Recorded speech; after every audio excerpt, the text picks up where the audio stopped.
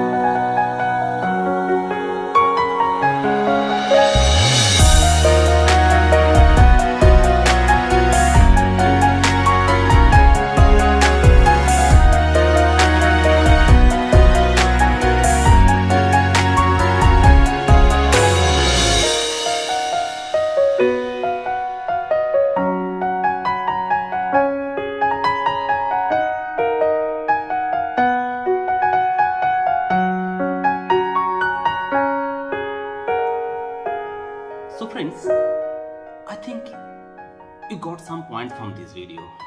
Is it? Yes. Don't worry, I'll show you so many videos and you can learn human figure very easily. And try to follow our YouTube channel and don't forget to watch my all videos. I'm sure that you can learn all the paintings, all the figures, all every drawings properly. Bye bye.